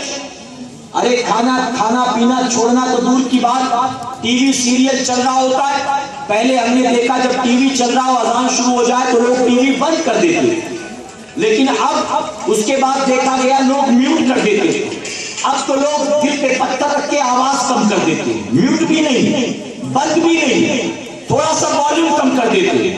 اور وہ کئی عورتیں تو دل میں سوچتی ہیں کہ بانگی صاحب کو بھی اسی ٹائم اذان دینا، ایک دم صحیح ٹائم پہ اذان دیا انہوں نے، اب یہ سین مس ہو جائے گا تو کیا ہوگا؟ وہ ڈائلاگ مس ہو گیا تو کیا ہوگا، یہ گانا مس ہو گیا تو کیا ہوگا، تھوڑا آگے پیچھے اذان دے دیتے تو کم سے کم ڈائلاگ تو مس نہ ہو پاتا. کتنا اہم سین چل رہا تھا تو دل پر پتھر رکھ کر والیوم کم کرتی. سنو میرے پیارے آقا کے پہلوانوں، حدیث مبارکہ میں آیا وہ لوگ جو اذان کا احترام نہیں کرتے اس بات کا اندیشہ ہے کہ ان کا ایمان پر خاتمہ نہ ہو سکے. اللہ ان کو ایمان پر موت محسوس، ان کو ایمان پر موت نصیب نہ ہو سکے. اللہ تو کیسے کیسے ایمان نکلتا ہے کسی کو خبر نہیں ہے، کسی کو خبر نہیں. شیطان مردود سرانے آ کر کھڑا ہو جاتا ہے ایمان لوٹنے کے لیے. جانتے حدیث شریف میں یہاں تک آیا حالت سکرات میں جب آنکھ پلٹ رہی ہوتی ہے، زبان نکل رہی ہوتی ہے، اس مرنے والے پر پیاس کی اتنی شدت ہوتی ہے کہ دنیا کے سارے سمندر اگر اس کے منہ میں انڈیل دیے جائے تو بھی اس کی پیاس نہ بجھے. اس حالت سکرات میں شیطان مردود ہاتھ میں شربت کا پیالہ لے کر آتا، شربت کا پیالہ لے کر سرانے کھڑا ہو جاتا اور کہتا ہے زندگی بھر میں نے تجھ سے کہا تو مجھے معبود مان لے، میری بات مان لے، لیکن تو نے نہیں مانی. تو کلمہ پڑھتا رہا، ایک اللہ ہونے کی گواہی دیتا رہا، آخری وقت میں اب تو پیاسا ہے، کیا وہ تیرا اللہ تجھے پانی پلا رہا ہے؟ دیکھ میں کتنا مہربان تیرے لیے، کتنا شفیق تیرے لیے، میں تیرے لیے دیکھ شربت کا پیالہ لے کر آیا. زندگی بھر تو نے میری بات نہیں مانی، کوئی بات نہیں، میں معاف کرتا ہوں تجھے، یہ آخری وقت ہے، میں جانتا ہوں تو پیاسا ہے، تیری بیوی بھی یہاں ہے، بھائی بھی ہے، اولاد بھی ہے، لیکن کسی کو نہیں پتا کہ تو پیاسا ہے. میں تیرا کتنا مہربان، تیرے لیے ایک پانی میں شربت لے کر آیا ہوں. بس ایک بار کہہ دے کہ تو مجھے اپنا معبود مانتا ہے، تو مجھے اپنا خدا مانتا ہے معاذ اللہ. ایک بار کہہ دے میں وعدہ کرتا ہوں میں شربت کا پیالہ تیرے منہ میں ڈال دوں گا، میں تیری پیاس کو بجھا دوں گا. فرمایا کیا کہ اس وقت جن کا ایمان پر خاتمہ نہیں ہونا ہوتا ہے، اللہ نے جن کی بے ایمانی کی حالت میں موت ممکن ہوتی ہے، وہ لوگ فوراً گواہی دے دیتے ہیں اس شربت کی لالچ میں کہ ہاں میں گواہی دیتا ہوں معاذ اللہ کہ تو میرا خدا ہے.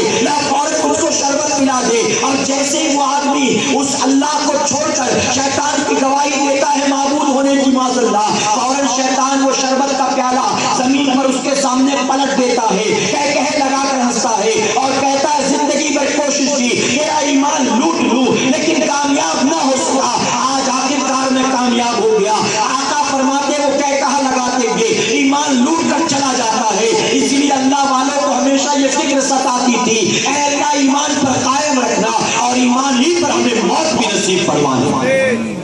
اس دعا کو اپنی دعا میں شامل کرو، کہو انشاءاللہ. جانتے ایک نوجوان خانہ کعبہ کے گلاف سے لپٹا ہوا رو رہا تھا اور ایک ہی دعا، اے اللہ ایمان پر موت نصیب فرما، اے اللہ ایمان پر موت نصیب فرما. اس کی آواز میں اتنا درد تھا کہ طواف کرنے والے دھیرے دھیرے اس کے آس پاس جمع ہو گئے. جب غلاف کعبہ سے اس نے چہرہ ہٹایا لوگوں نے پوچھا اللہ کے بندے ایک دعا کے علاوہ دوسری دعا کیوں نہیں کرتا، ایک ہی دعا بار بار کیوں مانگتا، اسی دعا کی تکرار کیوں، کچھ اور مانگ لے، اللہ کے خزانے میں کوئی کمی نہیں، یہ دعا بہت مانگی اور بھی کچھ مانگنا ہے تو مانگ. اس نے کہا مجھے اس دعا کے علاوہ کسی اور چیز کی ضرورت نہیں ہے. لوگوں نے کہا ایسا کیوں؟ نوجوان کہتا ہے میں اپنی زندگی کے واقعات، اپنی زندگی کا تجربہ تمہیں بتاؤں تو تم بھی اس دعا کے علاوہ اور باقی دعائیں کرنا چھوڑ دو. لوگوں نے کہا کیا تیرا تجربہ، کیا تیرا ایکسپیرینس بتا تو صحیح. وہ کہنے لگا ہمارے گاؤں میں ایک مسجد ہے، اس مسجد میں میرے بڑے بھائی نے 20 سال تک مؤذن کا کام انجام دیا، بنا تنخواہ لیے اذان دیتا، جب لوگ سوئے ہوتے فجر میں انہیں اٹھاتا. 20 سال تک اس نے خدمت کی. لیکن جب زندگی کا آخری وقت آیا حالت سکرات میں آس پاس اس کے لوگ جمع ہوئے تو اس نے کہا مجھے بائبل لا کر دو، میں بائبل دیکھنا چاہتا ہوں. بہت نیک تھا، نمازی تھا، پرہیزگار تھا، لوگوں نے انکار نہ کیا، لا کر اس کے سامنے بائبل کو رکھ دیا، اس نے حالت سکرات میں بائبل اٹھایا اور کہتا ہے لوگوں گواہ ہو جاؤ، میں زندگی بھر مسلمان تھا لیکن اب میں عیسائیت پر موت چاہتا ہوں، میں چاہتا ہوں مجھے موت عیسائیت پر آئے، معاذ اللہ۔ کہتے جیسے ہی اس کی زبان سے جملے نکلے فوراً اس کی روح کو اسرائیل علیہ السلام نے قبض کر لیا۔ زندگی بھر مسلمان تھا لیکن مرا تو عیسائی ہو کر مرا، اللہ، عیسائی ہو کر مرا۔ اس کے انتقال کے بعد اس سے جو چھوٹا میرا بھائی تھا، درمیانی منزلہ، اس نے وہ کام انجام دینا شروع کر دیا، اس نے وہ کام انجام دیا۔ 15 سال تک وہ اس مسجد کے اندر بنا تنخواہ کے مؤذن کا کام کرتا رہا۔ جب اس کی بھی زندگی کا آخری وقت آیا، اس نے کہا مجھے توریت لا کر دو۔ لوگوں نے توریت لا کر نہیں دیا، لوگوں نے میرے بڑے بھائی کا معاملہ دیکھا تھا اس لیے توریت لانے سے انکار کر دیا، لوگ نہیں لائے توریت۔ تو کہتا ہے تم توریت لا کر نہیں دیتے تو کیا ہوا؟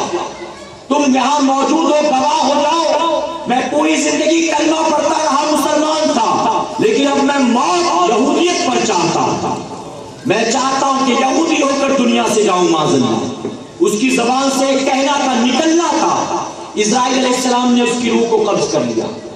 لوگوں نے کہا ایسا کیوں ہوا تیرے بھائیوں کے ساتھ؟ سنو کیا جواب دیتا ہے، وہ کہتا ہے جو میرا بڑا بھائی تھا ساری اچھائیاں تھی اس کے اندر، ایک برائی تھی اور اسی برائی کی وجہ سے اسے ایمان پر موت میسر نہیں آئی۔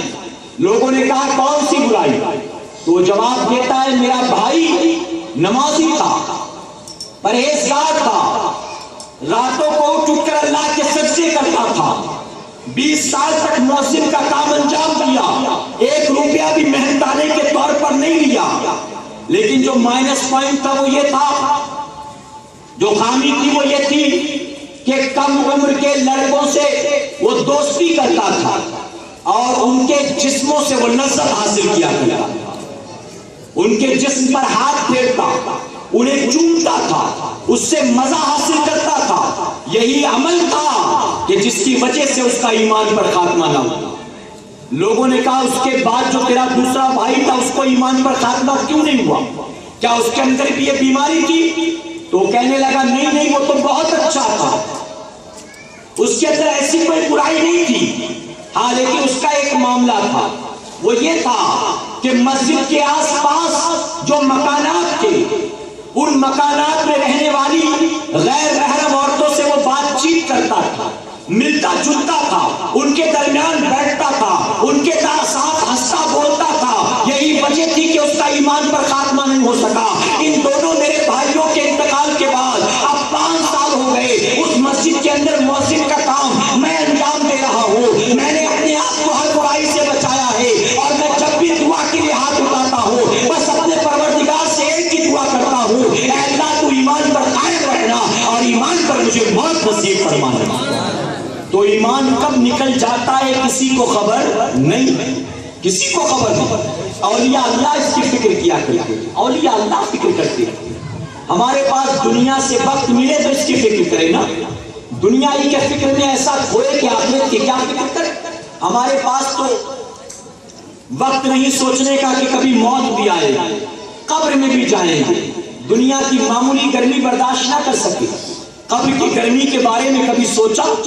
اچانک گھر میں لائٹ چلی جائے لوگ باہر نکل کر آ جاتے ہیں، میں پوچھتا ہوں آج گھر میں بجلی چلی گئی باہر نکل کر آ گئے، اندھیرا برداشت نہیں ہو رہا، گرمی برداشت نہیں ہو رہی، ارے جب لوگ قبر میں دفن کر کے آئیں گے اس اندھیرے سے جان بچانے کے لیے کون سے دروازے سے باہر نکل کر آؤ گے؟ اس گرمی سے اپنے آپ کو بچانے کے لیے کون سا فین آن کر لو گے؟ اے مسلمانوں کبھی وقت ملا قبر کے بارے میں سوچنے کا، ابھی وقت ملا آپ کو معیشت کے بارے میں سوچنے کا، ابھی وقت ملا آپ کو قیامت کے بارے میں سوچنے کا؟ جانتے ہماری مقدس ماں عائشہ صدیقہ رضی اللہ تعالیٰ نے آقا کی بارگاہ میں عرض کیا تھا یا رسول اللہ صلی اللہ علیہ وسلم، اے آقا کیا آپ کا کوئی امتی ایسا بھی ہے جس کو موت تو نیچرل آئے، جس کو موت تو فطری آئے لیکن اللہ اس کو شہادت کا مرتبہ عطا فرمائے؟ آقا نے فرمایا ہاں عائشہ ہوگا میرا وہ امتی جو دن اور رات میں 70 مرتبہ اپنی موت کو یاد کرتا ہوگا، اللہ قیامت کے دن اس کو شہیدوں کے ساتھ اٹھائے گا، اللہ اس کو شہادت کا مرتبہ عطا فرمائے گا۔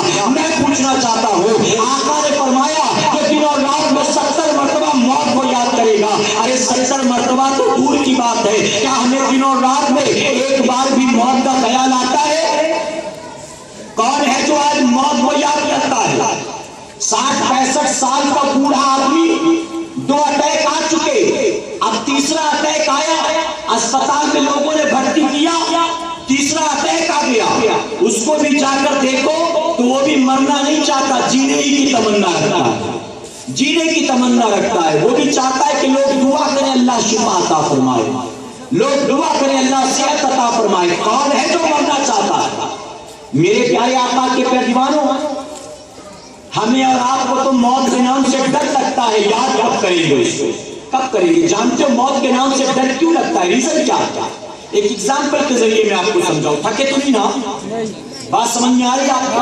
ایک مرتبہ درود شریف پڑھ لیں۔ صلی اللہ علیہ وسلم، صلاۃ و سلام علیک یا رسول اللہ صلی اللہ علیہ وسلم۔ ہمیں اور آپ کو موت سے ڈر کیوں لگتا ہے؟ جانتے ہو ریزن کیا ہے؟ ایک ہمارا مالک، ایک ایگزامپل دیتا ہوں، ہم کسی دکان پر نوکری کرتے ہیں اور مالک دکان ہمارے ذمے کر کے کہتا ہے میں 15 دن کے سفر پر جاؤں، میں عمرہ کرنے جاؤں گا، 15 دن کے بعد آؤں گا۔ دکان کا خیال رکھنا، ٹائم ٹو ٹائم کھولنا بند کرنا، کسٹمرز کے ساتھ اچھے سے پیش آنا، مال کا روزانہ حساب کتاب کرنا، اکاؤنٹ برابر مینٹین کرنا، کتنا آیا کتنا گیا، روزانہ کا بزنس کیا ہوا، ہر چیز کا دھیان رکھنا۔ اب 15 دن کے لیے دکان ہمارے ذمے کر کے وہ چلا گیا عمرہ کرنے کے لیے، وہ چلا گیا غریب نواز کی بارگاہ میں حاضری دینے کے لیے۔ اب ہم نے ایک دن تو دکان برابر سنبھالا، 2 دن دکان برابر سنبھالا، ہم نے دیکھا روزانہ 1100-1200 کا دھندا ہوتا ہے، اب تیسرے دن 1500 کا ہو گیا، دل میں خیال آئے گا 11-12 ہی مینٹین کرتا ہوں، 300 روپیہ جیب میں رکھ لیتا ہوں۔ اب دوسرے ہم نے اور 200 رکھ لیا، چوتھے دن ہم نے اور 500 رکھ لیا، ہم نے روزانہ گلے میں سے پیسہ صاف کرنا شروع کر دیا۔ میرے پیارے آقا کے پیروانوں، روزانہ مزے سے پیسہ غائب کرتے رہے اور عیش کرتے رہے، یہاں تک کہ 10 دن ہو گیا، 11 دن ہو گیا، 12 دن ہو گیا، 13 دن ہو گیا۔ اب جیسے جیسے وہ قریب آئے گا دل کی دھڑکنیں تیز ہوتی چلی جائیں گی، اب مالک آنے والا ہے، اب حساب لینے والا ہے۔ اب جب چوپڑا دیکھے گا، اب جب کیش دیکھے گا، دکان کا مال دیکھے گا، تو اب ساری کلیں کھل جائے گی، سارے پردے اٹھ جائیں گے، اب تو میری چوری پکڑی جائے گی۔ اب جیسے جیسے مالک کے قریب آنے کا وقت آئے گا دل کی دھڑکنیں تیز ہوتی چلی جائیں گی، اب پکڑے جانے کا ڈر بڑھتا چلا جائے گا۔ اے مسلمانوں، وہ جس نے گھپلے کیے ہو، وہ جس نے چوریاں کی ہو، حساب کتاب کے لیے اس کے دل میں ڈر ہوتا ہے، حساب کتاب دینے میں وہ ٹال مٹول کرتا ہے، حساب کتاب دینے سے وہ اپنے آپ کو بچانا چاہتا ہے اور اس لیے وہ حساب دینے کی تیاری نہیں کرتا۔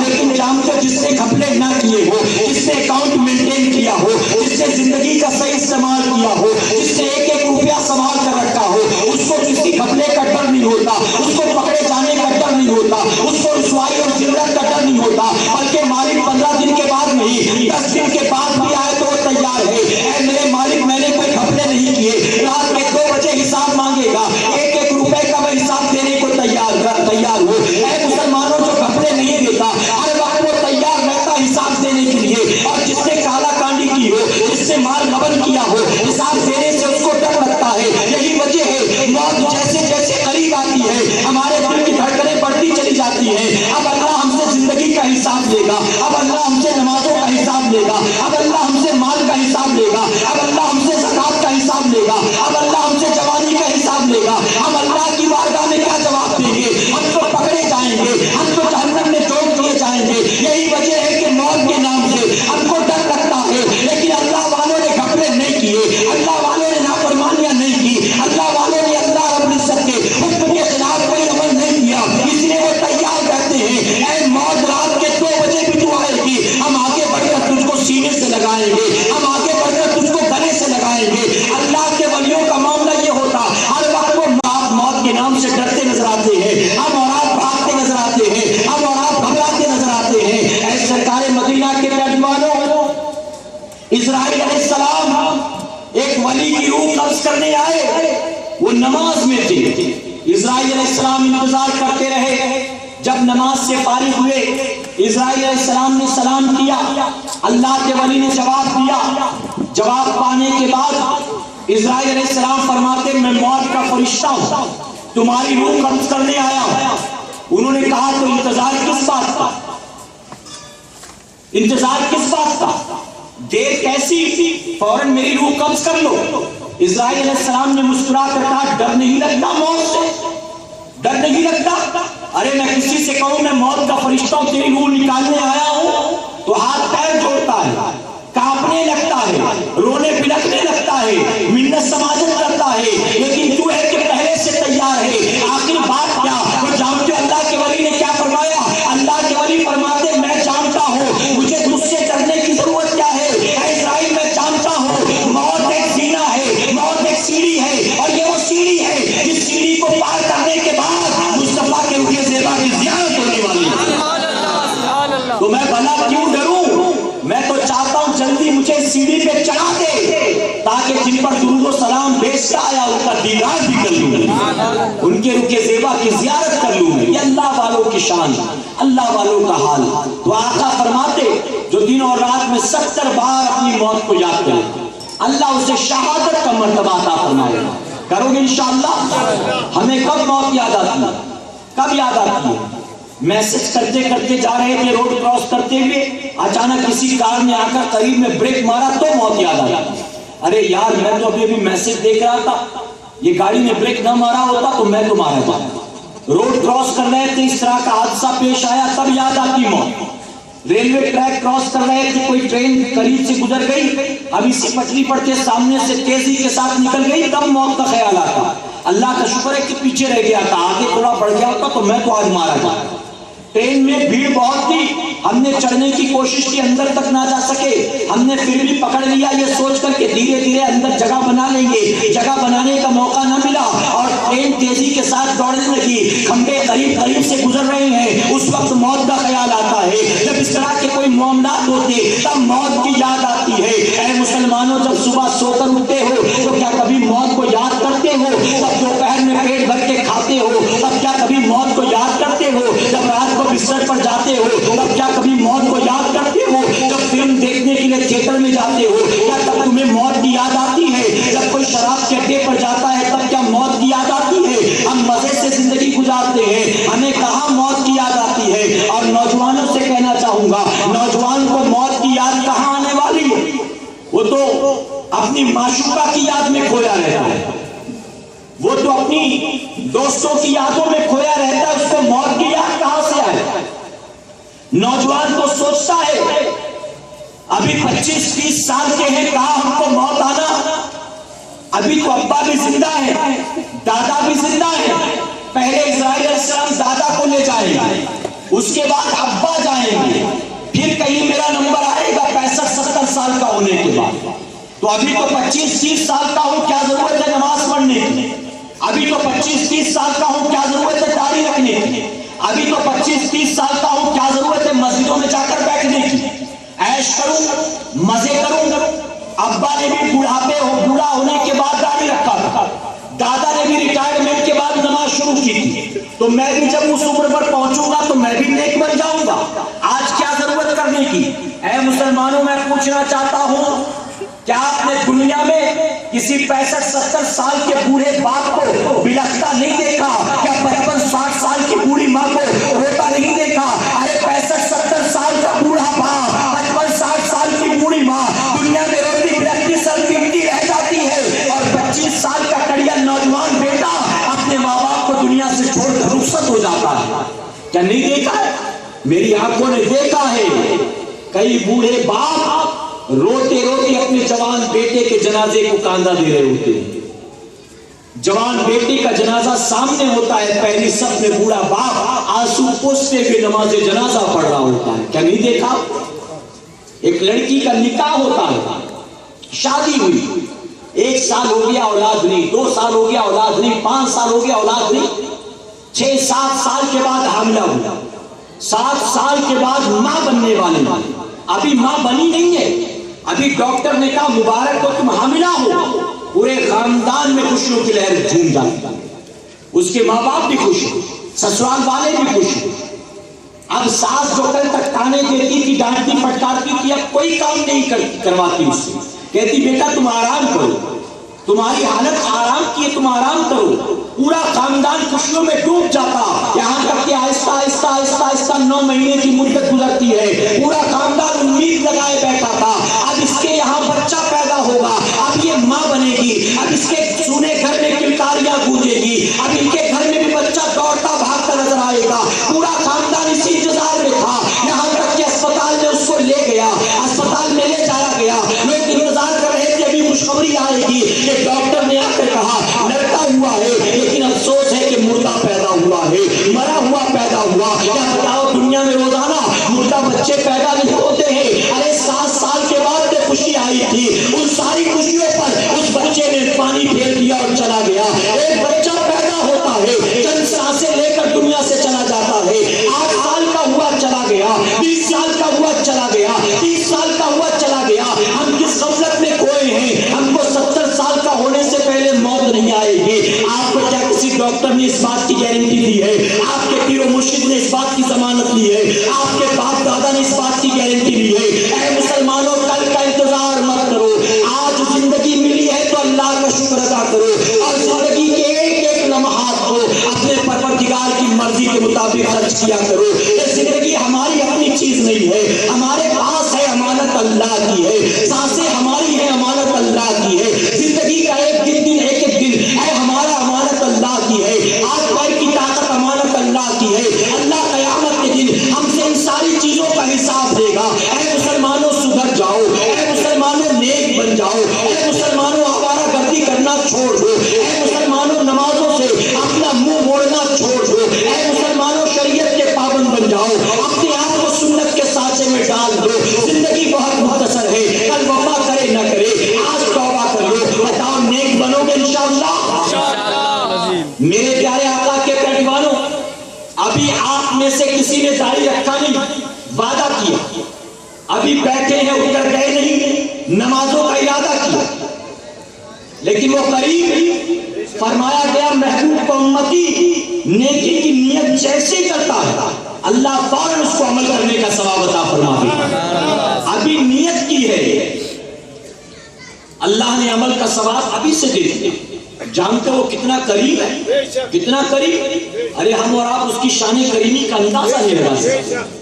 وہ کیسا رحیم، کیسا کریم، کیسا ستار، کیسا غفار۔ میرے پیارے آقا کے پیروانوں، فرمایا گیا جب اللہ کو کوئی بندہ ایک بار اللہ کہہ کے بلاتا ہے، رحمان کہہ کے بلاتا ہے، رحیم کہہ کے بلاتا ہے، بندہ ایک بار آواز دیتا ہے، رب تبارک تعالیٰ اپنے بندے کی ایک آواز پر 70 مرتبہ لبیک فرماتا ہے۔ بندہ کہتا ہے یا اللہ میں پریشان ہوں، رب 70 مرتبہ فرماتا لبیک یا عبدی، لبیک یا عبدی، حاضر ہوئے میرے بندے، حاضر ہوئے میرے بندے، حاضر ہوئے میرے بندے۔ اور جانتے میرے آقا نے تو یہاں تک فرمایا کہ جب کوئی نیک پرہیزگار اللہ کو پکارتا ہے تو رب تبارک تعالیٰ اس کی آواز پر 1 مرتبہ لبیک فرماتا ہے، لیکن جب کوئی گنہگار سیاہکار آواز دیتا ہے تو اللہ اس کی آواز پر 2 مرتبہ لبیک فرماتا ہے۔ صحابہ کو بڑی حیرت ہوئی، آقا نیک بلائے تو اللہ کو چاہیے 2 بار آواز دے، 2 بار لبیک فرمائے، گناہگار آواز دے تو اللہ رب العزت لبیک کہے نہ کہ اس کی مرضی، لیکن یہاں معاملہ بالکل اپوزٹ، گناہگار بلائے تو 2 مرتبہ لبیک، نیک بلائے تو 1 ہی بار۔ اے آقا ایسا کیوں؟ تو جانتے ہو رحمت اللہ عالمین آقا نے کیا جواب دیا؟ میرے آقا ارشاد فرماتے ہیں کہ رب فرماتا ہے جب میرا کوئی نیکوکار بندہ، پرہیزگار بندہ مجھے آواز دیتا ہے تو اسے کانفیڈنس ہوتا ہے کہ میں نیک ہوں، فرما بردار ہوں، میں نے کبھی مولا کی نافرمانی نہیں کی، جب میں پکاروں گا یقیناً میرا مولا میری پکار سنے گا۔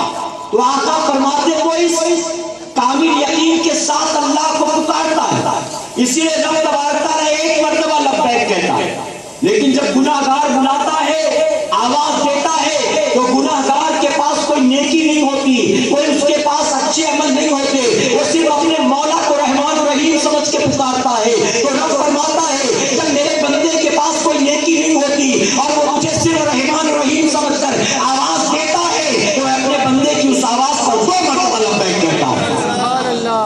جانتے جب ہمارے اور آپ کی طرح اللہ کو کوئی آواز دے تو رب تبارک تعالیٰ 70 مرتبہ لبیک فرماتا ہے، لبیک یا عبدی، لبیک یا عبدی۔ یہاں تک آتا کتابوں میں ایک بت پرست تھا، ایک کافر تھا، بت کا پجاری، اس کے گھر میں ایک بت تھا، دن بھر اس کی آرتی اتارتا، چڑھاوے چڑھاتا، گھنٹے بجاتا، تلک لگاتا، منتیں مانگتا، جب بھی اس کے پاس جاتا دعائیں کرتا، پرارتھنا کرتا، یا صنم یا صنم یا صنم کہتا۔ صنم سے مراد پتھر کا بت، وہ اسے یا صنم کہہ کے بلاتا۔ 70 سال تک اس نے بت کی پوجا کی۔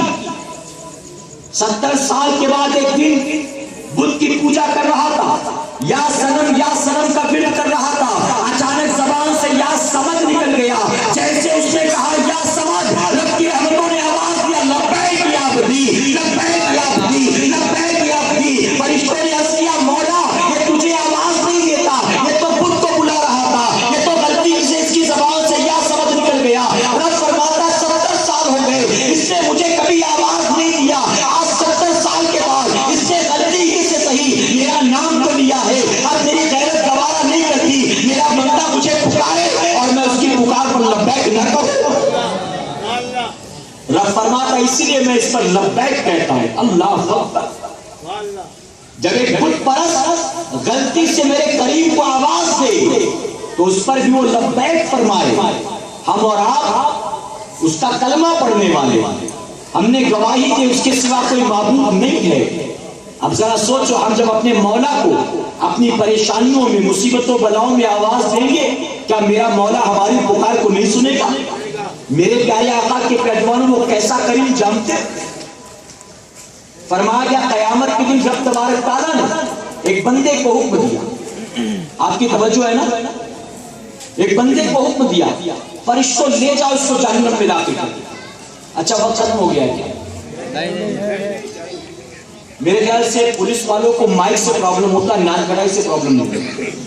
نان کٹائی مائک بند کر کے بھی بات ہو تو پولیس والے ارسٹ نہیں کرتے، وہ آتے بھی ہیں تو مائک بند کرواتے، نان کٹائی بانٹنا تو بند نہیں کرواتے۔ ہمارے ساتھی میرے بیان میں سارا کام کر لینا چاہتے، شربت بھی پلا دیا، نان کٹائی بھی، میں نے آدھا گھنٹہ تقریر کی تو آپ کے لیے جوس بھی آئے گا، چائے وائے بھی منگائی جائے گی، اور میں نے 1-2 گھنٹہ کیا تو بریانی کا انتظام بھی ہو جائے گا۔ سارا کام میری تقریر میں ہو رہا ہے، اور میں انتظامیہ کو دیکھتا ہوں، بہت معذرت کے ساتھ کہوں گا، انتظامیہ والوں کا کام صرف اجتماع رکھنا ہوتا ہے، سننا نہیں ہوتا۔ آپ بیان کرو مولانا، آپ کا کام، باقی ہم یہاں گھومتے رہیں گے، ٹائم پاس کرتے رہیں گے۔ اور یہی وجہ ہے کہ اجتماع تو خوب رکھتے ہیں، سال بھر محفلیں سجاتے ہیں، لیکن ایک کے چہرے پہ بھی داڑھی نہیں ہے۔ لوگوں کو بلاتے، تقریریں کرواتے، لیکن کمیٹی میں سے ایک بھی آدمی نمازی نہیں ہے۔ بہت برا لگتا ہے دیکھ۔ میں تو عرض کرنا چاہوں گا کہ جب علماء کو بلا کر تقریریں کراتے ہو کہ عوام میں سدھار ہو، تو جو کرواتے ان میں پہلے سدھار آنا چاہیے نا، پہلے اپنے آپ کو سدھارو، قوم خود سدھر جائے گی انشاءاللہ۔ تو وہ نہیں سدھرتے، وہ لگے رہتے ٹائم پاس کرنے میں۔ شربت بھی آپ کو پلا دیا، نان کٹائی بھی۔ میرے پیارے آقا کے پیروانوں ایک تو آواز ساتھ نہیں دی۔ آپ دیکھ رہے ہیں کہ یہ محفل آج آپ کی پہلی محفل ہوگی، آج آپ آ کر یہاں سن رہے ہیں، کل یہاں پر کوئی محفل نہیں رہی ہوگی نا، کل کوئی محفل ہے پھر یہاں پر۔ لیکن میرا تو روز کا یہی کام ہے نا، میں تو روزانہ کہیں نہ کہیں تقریر کرتا ہوں، کل میرا روڈ میں تھا، آج آپ کے سامنے ہوں، کل باندرا میں ہوں، پرسوں کرلا میں ہوں۔ میں اپنا شیڈول بتاؤں آپ کو مہینے بھر کا، تھوڑا تو کاؤنٹ کیا کرو، تھوڑا تو کاؤنٹ کرو۔ آپ نے بس مجھے بلا لیا، میں آ گیا، اور اس کے بعد میں آپ اپنے اعتبار سے اپنا معاملہ کرو گے، تھوڑا سا کاؤنٹ کیا کرو۔ آخری بات عرض کرتا ہوں، ساتھیوں نے کہا تھا کہ 12 ساڑھے 12 تک کرے، کوئی مسئلہ نہیں، لیکن آپ ساتھ نہیں دے رہے، آپ سے مراد جنہوں نے بلایا وہی ساتھ نہیں دے رہے، اس لیے میں اپنی بات ختم کرتا ہوں۔ میں اپنا خامخواہ میں انرجی اور ٹائم کیوں ویسٹ کروں؟ کیوں اپنی انرجی اور ٹائم ویسٹ کروں؟ کیا مجھے اچھا نہیں لگتا میں بھی گھر جا کر جلدی سو جاؤں آرام سے؟ تو نان کٹائی ابھی بانٹنا ضروری تھا؟ لوگ اگر بات بھی جاتے کوئی بات نہیں، مجھے دے دیتے ساری نان کٹائی باندھنے، میں لے جاتا، کوئی سڑنے والی چیز تو تھی کہ لوگ چلے جائیں گے پھر نان کٹائی کا کیا ہوگا؟ ارے میرے بھائی وہ زیادہ ضروری نہیں ہے، پہلے یہ زیادہ ضروری ہے۔ درود شریف پڑھیے، اللہ محمد صلی اللہ علیہ وسلم، نام پڑھو محمد صلی اللہ علیہ وسلم۔ آخری بات عرض کر رہا ہوں، میرے پیارے آقا اسلام تسلیم کے پیروانوں میں عرض کر رہا تھا، اللہ کی شان رحیم، اللہ کی شان کریم۔ ایک بندے کو رب نے قیامت کے دن حکم دیا، فرشتوں لے جاؤ اس کو جہنم میں ڈال۔ اللہ، اتنا سننا تھا کہ بندہ خود ہی بھاگا جہنم میں۔ اللہ، فرشتوں سے ہاتھ چھڑایا، بھاگا جہنم کی طرف۔ رب نے فرمایا فرشتوں اس کو پکڑو تو صحیح۔ فرشتوں نے لپک کر گرفتار کیا اسے، پھر سے لایا گیا رب کے حضور، رب کی بارگاہ میں۔ رب نے فرمایا میں نے تجھ کو جہنم کا حکم دیا ہے، جنت کا نہیں۔ وہ عرض کرتا ہے مولا میں جانتا تو نے مجھ کو جہنم کا حکم دیا، میرے اعمال ہی جہنم والے۔ تو رب فرماتا تو بھاگ کے جا رہا تھا؟ ارے جب جہنم کا کسی کو حکم دیتا ہوں تو روتا ہے، گریہ زاری کرتا ہے، میری رحمتوں کو جوش دلانے کی کوشش کرتا ہے، معافیاں مانگتا ہے، لیکن تو ہے کہ بھاگ کر جا رہا ہے جہنم کی طرف، آگے ایسا کیوں؟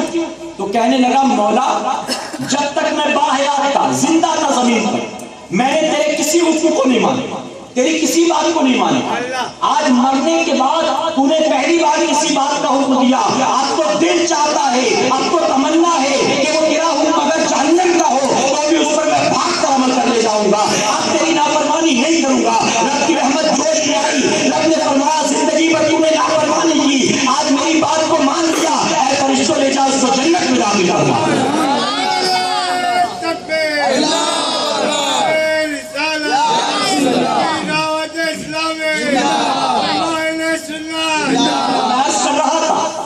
اللہ رب العزت ایسا رحم کرنے والا، ایسا کرم کرنے والا۔ تو میرے پیارے آقا کے پیدوانوں توبہ کرو، نیک بنو، بتاؤ کوشش کرو گے انشاءاللہ؟ اپنے گناہوں سے توبہ کرو، ہر برائی سے اپنے آپ کو بچانے کی کوشش کرو۔ یہ میری آخری بات تھی، لیکن میرے پیارے آقا علیہ الصلوۃ والتسلیم کے پیدوان حالانکہ ساتھیوں نے کچھ ایک اور موضوع دیا، لیکن میں ان کی بات مانوں، ساری باتیں مانوں ایسا ضروری نہیں ہے، میں نہیں بولوں گا وہ جو چاہتے ہیں۔ میں آپ کو اس مہینے کے بارے میں کچھ بتانا چاہتا ہوں، اجازت ہے آپ؟ میں سفر کے بارے میں، ماہ سفر کے حوالے سے کچھ باتیں آپ کو بتانا چاہوں گا۔ یہ اسلامی سال کا دوسرا مہینہ ہے، حالانکہ میرا یہی ٹاپک تھا آج کا، لیکن آخر میں یہ بات بتا دوں، اسلامی سال کا دوسرا مہینہ جسے کہتے ہیں ماہ سفر المظفر، اس مہینے کے بارے میں عوام میں بہت ساری غلط باتیں آ گئی، خاص کر کے گاؤں دیہات میں جو رہنے والی بوڑھیاں ہیں، عورتیں ہیں، وہ ایسے ایسے مسئلے بناتی ہیں کہ جن مسئلوں تک بڑے سے بڑے مفتی بھی نہیں پہنچ پاتے۔ 300 مفتی اکرام کو بٹھا کر اورنگزیب رحمۃ اللہ تعالی نے فتاوی عالمگیر لکھوایا، لیکن وہ 300 مفتی بھی ان مسئلوں تک نہیں پہنچے جہاں گاؤں کی جاہل بڑھیا پہنچ جاتی ہے۔ سمجھے؟ وضو کے بعد آئینہ دیکھا تو وضو ٹوٹ گیا، وضو کے بعد ہنسی آ گئی تو وضو ٹوٹ گیا، وضو اتنا کمزور ہے کہ معمولی چیزوں سے یہ توڑ دیا گیا۔ سمجھے؟ تو وضو اتنا کمزور نہیں۔ علماء نے ایسا کوئی مسئلہ بیان نہیں کیا، گاؤں کی عورتیں ایسی باتیں بناتی۔ تو اسی طرح سے گاؤں دیہاتوں میں یہ مشہور ہے کہ یہ مہینہ جو ہے یہ نحوست کا مہینہ ہے، سفر یہ نحوست کا مہینہ، اس مہینے میں آسمان سے آفتیں، بلائیں، بیماریاں نازل ہوتی، اس طرح سے لوگوں میں آتی۔ اسی طرح سے لوگ کہتے ہیں اس مہینے میں سفر نہیں کرنا چاہیے، اس مہینے میں شادی بیاہ نہیں کرنا چاہیے، اس مہینے میں کوئی نیا کام مت کرو، کاروبار نہیں، نئی دکان خریدنا، نیا مکان خریدنا، ایسا کچھ بھی مت کرو کہ یہ مہینہ نحوست والا۔ میرے پیارے آقا کے پیروانوں، بخاری شریف کی حدیث مبارکہ ہے، نبی کریم صلی اللہ علیہ وسلم نے اس حدیث مبارکہ میں 4 چیزیں ہیں جو زمانے جاہلیت سے چلی آتی ہیں، ان 4 چیزوں کا میرے آقا نے رد فرمایا۔ آقا نے فرمایا یہ 4 چیزیں جو ہیں ان کی اپنی کوئی حیثیت نہیں، وہ 3 چیزیں کیا ہیں پھر کسی موقع پر آپ کے سامنے بیان کروں گا، ابھی اس کی وضاحت میں جاؤں گا مجھے 20 منٹ لگ جائے گا، اس لیے میں صرف سفر کے بارے میں آخر میں 4 چیزیں جو تھیں ان 3 چیزوں کا ذکر کرنے کے بعد آقا نے سفر کے بارے میں فرمایا ولا سفر، یعنی سفر کچھ بھی نہیں۔ بخاری شریف کے حدیث مبارک، زمانے جاہلیت میں بھی لوگ اس مہینے کو منحوس مانتے تھے، نحوست والا مانتے تھے، بیماریوں والا مانتے تھے۔ آقا نے اس کا رد کیا اور فرمایا اس کی اپنی کوئی حقیقت نہیں، اور یہ ماننا میرے آقا کے فرمان کے خلاف۔ لوگ کہتے ہیں 3, 13 اور 23 کو کچھ نہیں کرنا چاہیے، یا لوگ کہتے 13 تیجی ہے، اس طرح کی باتیں ہوتی، تو اس کی اپنی اسلام میں کوئی حقیقت نہیں ہے، اس کو ہرگز نہیں ماننا چاہیے کہ انشاءاللہ۔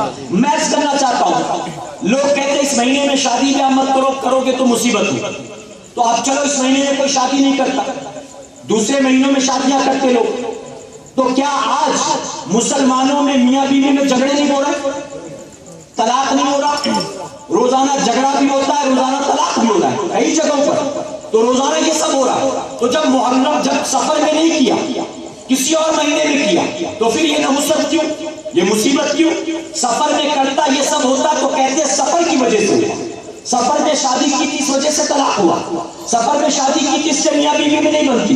اب چونکہ 11 مہینے میں کر رہا ہے بندہ، سفر میں نہیں کر رہا، پھر بھی یہ ساری چیزیں ہو رہی کہ نہیں ہو رہی؟ تو میرے پیارے آقا کے پیروانوں اس کی اپنی کوئی حقیقت نہیں. اور سن لے اسلام کے نقطۂ نظر سے، قرآن و سنت کی روشنی میں کوئی ماہ سفر میں نکاح کرنا چاہے جائز ہے، صرف ماہ سفر میں نہیں.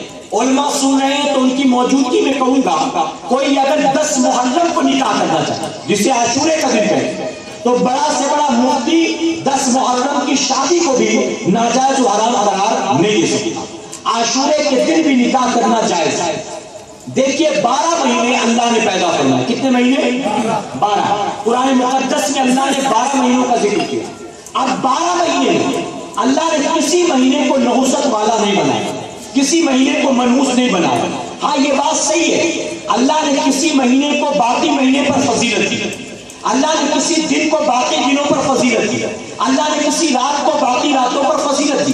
جیسے رمضان شریف کا مہینہ سارے مہینوں میں سب سے افضل، جمعہ کا دن سارے دنوں میں سب سے افضل، سب سے بہتر، شب قدر یہ رات ساری راتوں میں سب سے افضل، 1000 مہینوں کی راتوں سے بہتر یہ رات. تو اے مسلمانوں، اللہ نے کسی دن کسی رات کسی مہینے کو باقیوں پر فضیلت عطا فرمائی ہے، لیکن منحوس کسی کو نہیں بنایا. یہ ہمارے درمیان بہت بڑی غلط فہمی، بہت بڑی غلط فہمی. اور اب ضرورت ہے کہ اس غلط فہمی سے نکلو. کہو انشاءاللہ. ارے امریکہ کا عیسائی چاند پہ جا رہا ہے اور یہاں سنی اب تک 13 تیزی میں اٹکا ہوا، اب تک 13 تیزی سے نہیں نکل پا رہا ہے بیچارہ، اب تک سفر سے نہیں نکل پا رہا ہے بیچارہ.